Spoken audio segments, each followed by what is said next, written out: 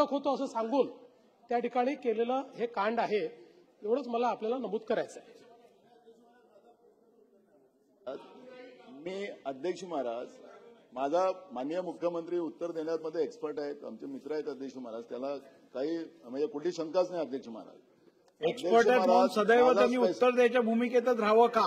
नाही, माझा प्रश्न याच्यामध्ये आहे अध्यक्ष महाराज की महाराष्ट्रामध्ये अशा पद्धतीच्या चिटफंड कंपन्या, त्याला ब्रेक नाही लागलाय. तुम्ही याच सभागृहात सांगितलं होतं की आम्ही यांच्यावर सगळ्यावर बॅन आणू. पोलिसांना लुटलं. आमच्या इथं एक बोरा कंपनी आली होती, त्या बोरा कंपनीमध्ये पैसे पोलिसांनी गुंतवले. अध्यक्ष महाराज, या पद्धतीच्या चिटफंड कंपन्या ज्या महाराष्ट्रामध्ये चालतात आहेत, हे ठीक आहे, आपसातला यांचा वाद होता, आपसातला त्यांच्या देवाणघेवाणमध्ये झालेला विषू आहे, पण मूळ प्रश्न आहे की चिटफंडच आहे अध्यक्ष महाराज, आणि हे लागू नाहीचं उत्तर ते देत नाही. ठीक आहे अध्यक्ष महोदय, जे लागू नाही त्याला लागू करता येत नाही, ते लागूच नाही, त्याच्यामुळे लागू कसं करायचं हे मला त्यांनी समजावून सांगावं. पण चिटफंड कंपनीचं जे नानाभाऊंनी सांगितलेलं आहे तो अतिशय स्वतंत्र प्रश्न आहे. तो त्यांनी स्पेसिफिक कुठल्या कंपन्यांच्या संदर्भात विचारला तर त्याची पूर्ण माहिती नानाभाऊंना त्या ठिकाणी देण्यात येईल. चला पुढे.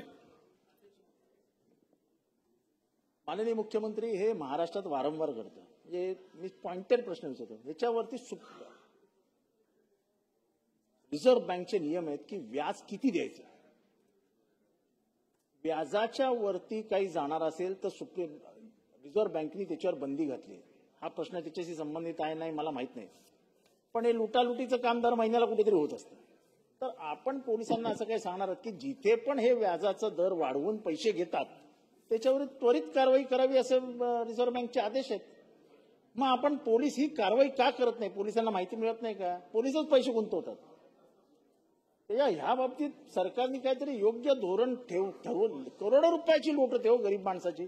आपण काहीतरी योग्य धोरण ठरवून पोलिसांना आदेश दिले की कंपनी उघडल्या बंद झाली पाहिजे, त्यांना ताब्यात गेलं पाहिजे, तसा रिझर्व्ह बँकेचे आदेश आहेत. आपण असं काही करणार आहात का? असे आदेश जातील का?